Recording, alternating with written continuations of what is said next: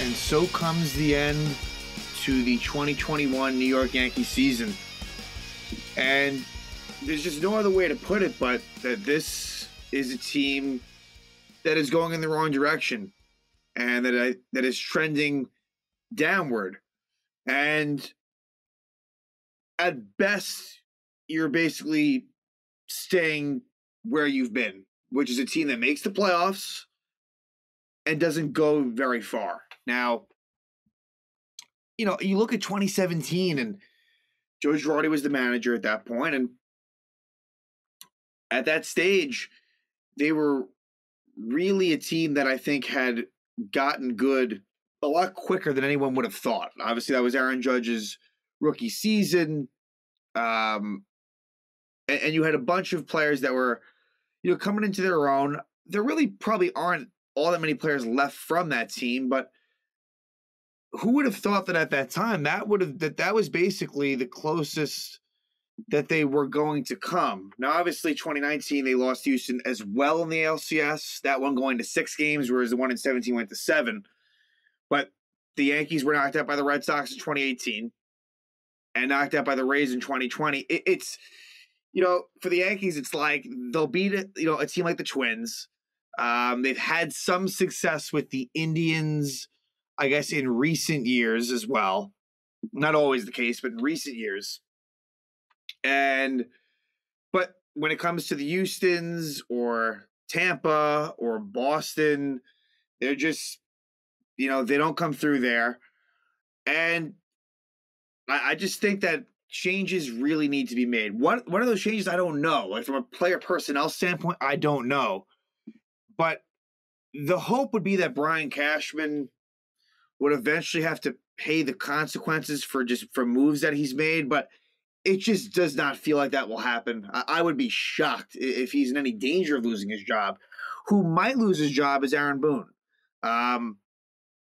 which I can't disagree with, but at the same time, if we're being fair about things, Cashman is the one who is the main factor here. So if Boone gets fired, what likely happens is Cashman just hires another puppet and basically dangles him around and does exactly as he wants him to do.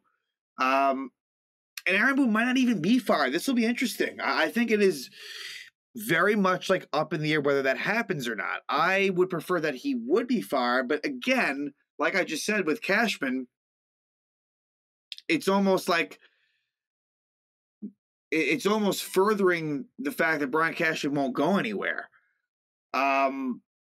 So this will be very fascinating to see whether Boone is let go or if he stays. I think that, it's hard to tell this soon, but his contract is up. Which makes things to me more interesting. The fact that he does not have a contract, so they would have to re-sign him. So it'll be interesting. And what are Hal Steinbrenner's thoughts? He can't be happy with this. He cannot be happy with this. That this team just year in and year out does not live up to expectations. This was a team going to the season that people thought had World Series aspirations. I mean, I quickly knew that was not going to be the case. Very quickly. I mean, they've always had postseason struggles anyway, but even just early on, you could tell this is a very inconsistent team all year long. And if they got by, we're going to get into it. I mean, this is just more general talk, State of the Union type stuff. But, as it pertains to the Yankees, they pretty much, are in a situation where they're in a division with a strong Tampa Bay team, a Boston team, which everyone thought they weren't going to be any good this year, but were clearly, as they just knocked off the Yankees. And then Toronto is a young up-and-coming team that missed the playoffs by 1 game. So the Yankees had their hands full for really the foreseeable future. But they got problems. They got problems. And it's nice making the playoffs every year, but at some point, you just can't keep on doing this every fucking year. So we need to talk about Gerrit Cole. Absolutely laid an egg in this one. And whereas Gerrit Cole had a very good 2020 postseason, and really was phenomenal for a large portion of the 2021 season. Certainly, Spider Tack has to be part of the conversation. What was interesting was, and what is still tough to decipher, is that he was very good after the Spider Tack thing happened, but he really struggled in September. So it's all on the table. I think it's all fair to question what is Gerrit Cole's future? What is that going to hold? I think anything is on the table, which is not good. This is supposed to be someone that you could really count on for sure, and he absolutely let them down in the biggest spot. So I was hopeful that maybe somehow that he would just get it done, but I also knew either it was going to be no in between. Either he was going to pitch an absolute gem or just get demolished, and he pretty much got demolished. And I mean, Boone took him out exactly really when he should have. I would have maybe taken him out a little bit sooner, but it didn't really affect him on the scoreboard. So, as far as Gerrit Cole, he is going to be a major, major talking point in terms of this game. He totally fucked them up. Did not, I mean, they were behind from the beginning. So that's extremely frustrating. And Cole deserves all the blame. And, I think, like, if this game was a Yankee, let's say somehow this game was a Yankee Stadium, and we'll get into that too. I want to talk about that.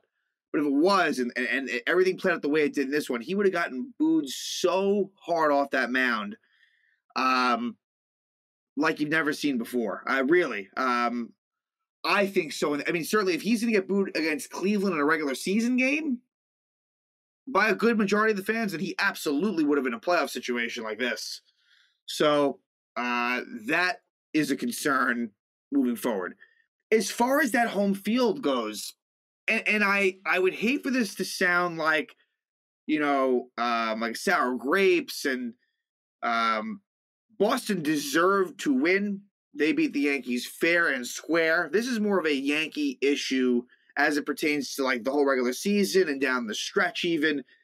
Not getting home field in this game was very big, and I don't think people made a big enough deal about it. And that's why when the Yankees won, I was happy. But then once, with the Red Sox Nationals result being what it was, that this game not being Yankee Stadium, I think, really turned out to be bad in many ways. Just fans, dimensions of the stadium, any which way you want to look at it. That was a big lost opportunity, and one of which the Yankees should have had. And what hurts is they tied with the Red Sox, of course, leading to, they tied with them, and the Red Sox won the season series 10-9. And 10 of the games were at Fenway. So by the slimmest of margins, and I really think that, if this game was Yankee Stadium, it could have been different. With that being said, we were likely not beating Tampa, but it sucks to lose to Boston. I mean, this rivalry has basically flipped, where it was so one-sided, and all of a sudden 2004 happens, and whether you want to look at it from a head-to-head level, overall, Red Sox have totally reversed it.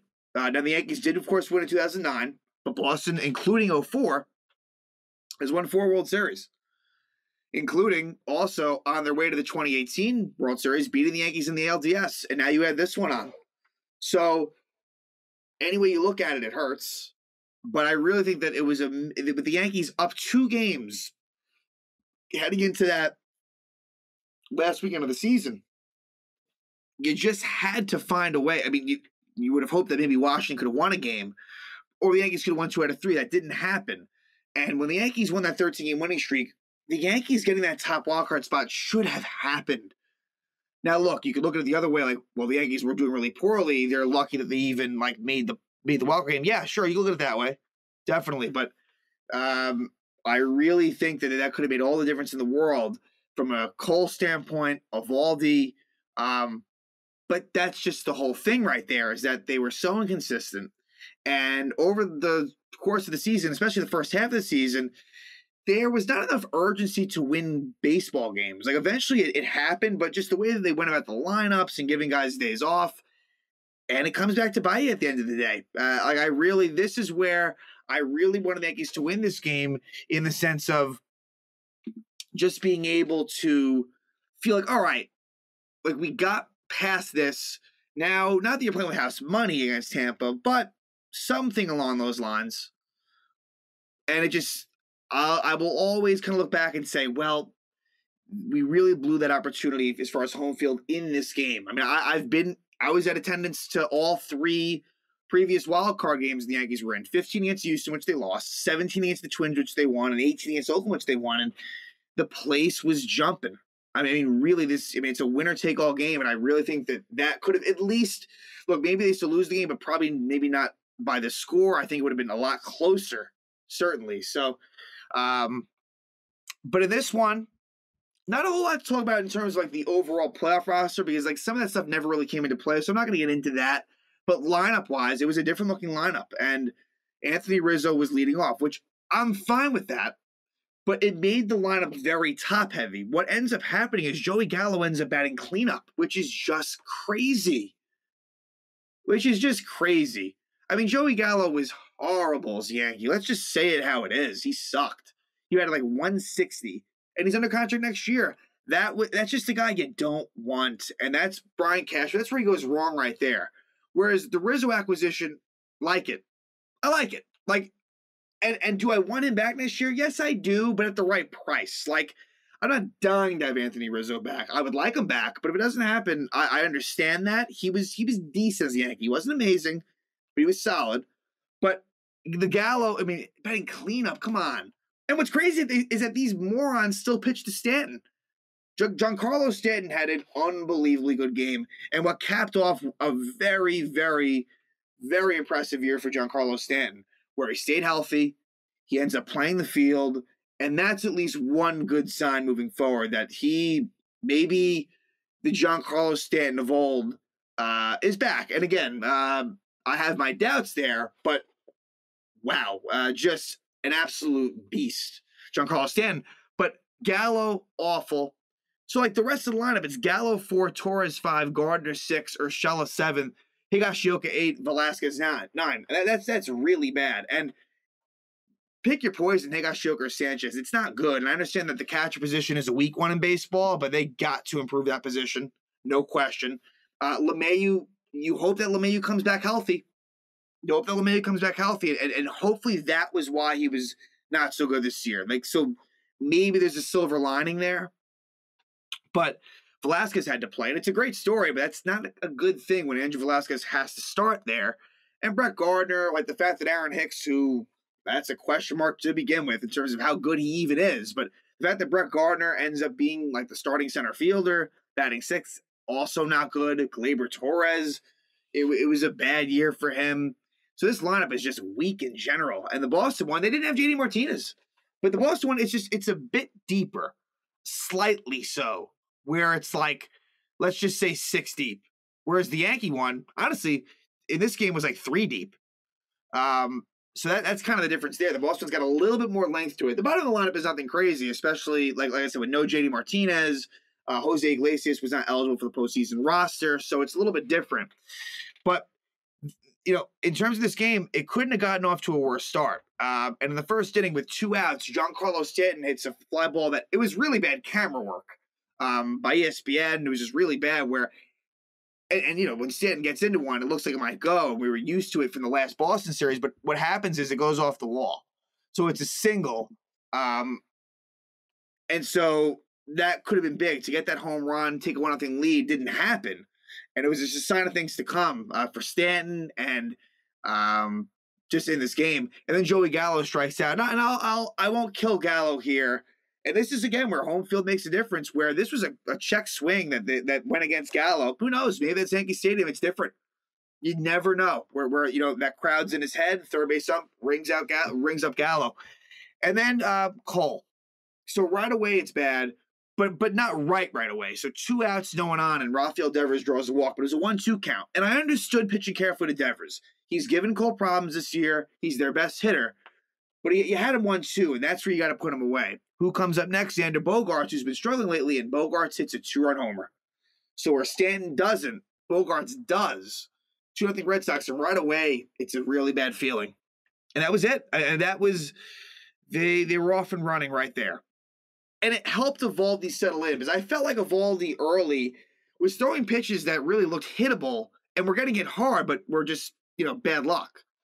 And then Cole gives up a 1-out double to Plawecki, which is sandwiched around. There was 3 strikeouts sandwiched around that Plawecki double.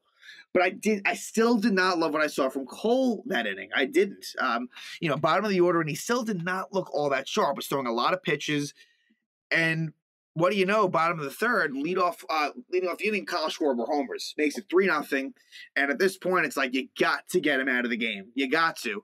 And then Kike Hernandez, it's a lucky infield single, and then Devers walks, and then Cole's out. It was the right move taking him out, and it worked out. Clay Holmes, what a find Clay Holmes has been. Clay Holmes was great in this game. He ends up striking out Bogaerts and getting Verdugo to hit into a double play.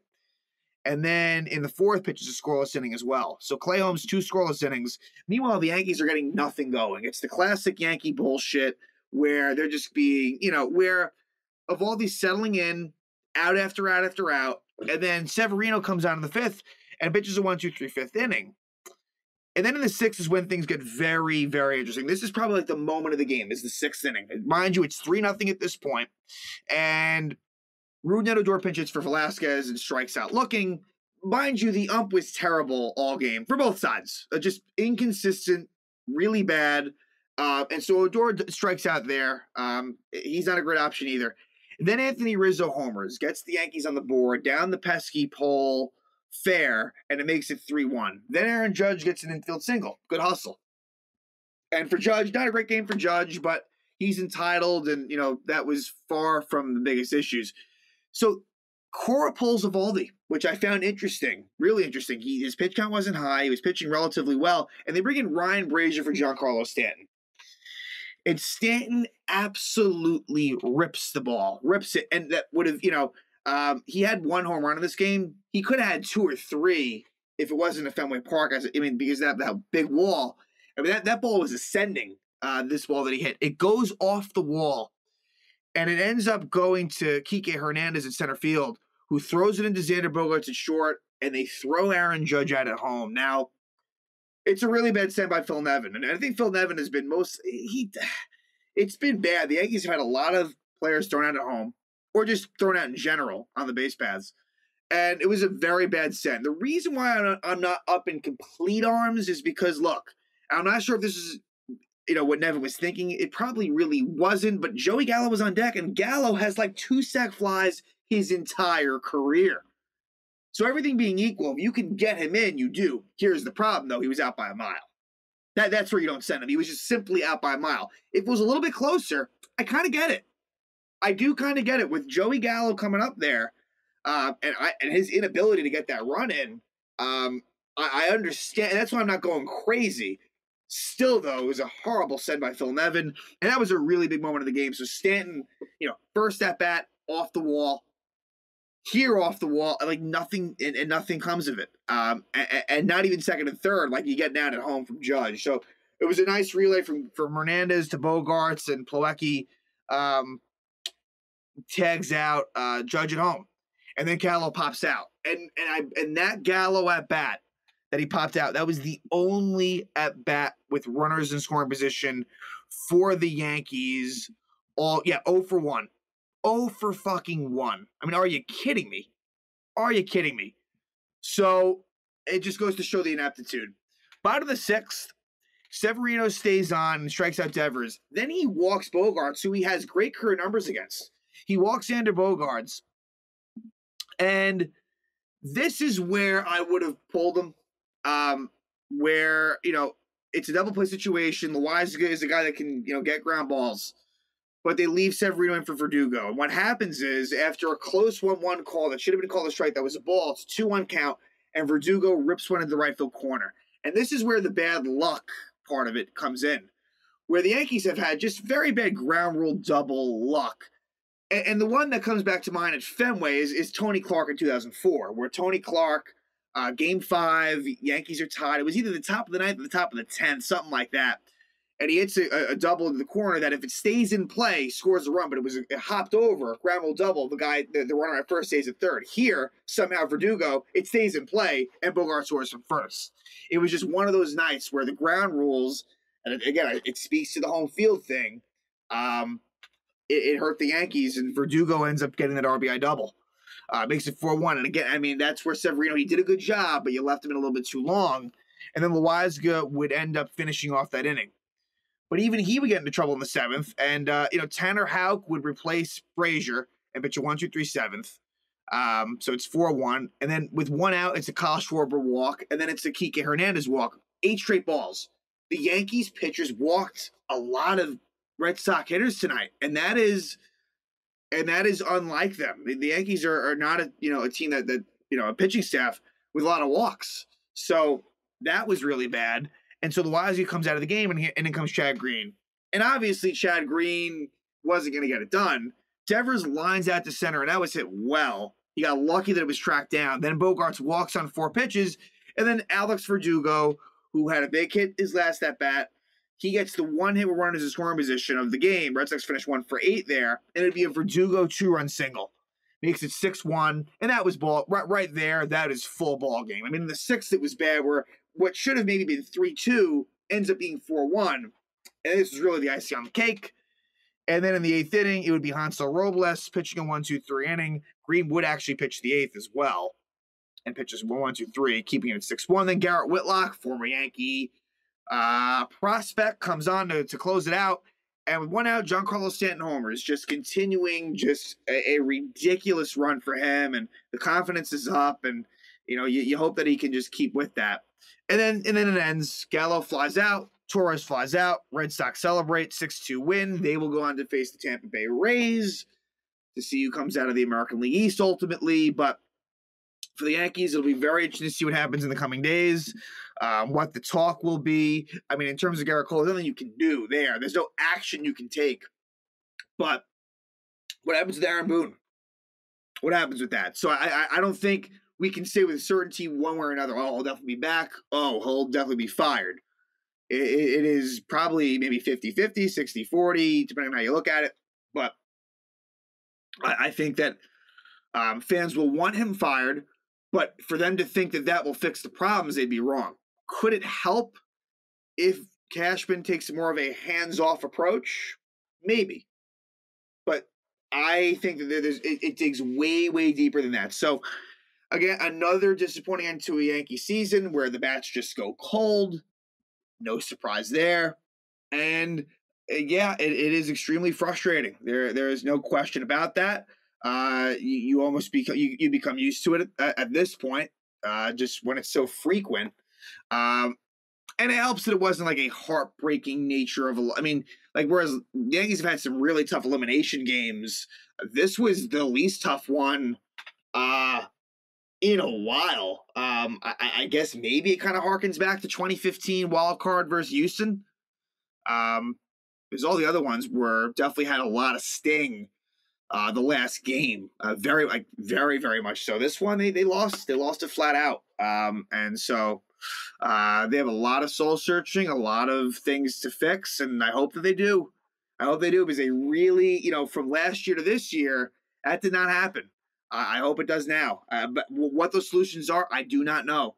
But something needs to be done. So ends another New York Yankees season with an early playoff exit.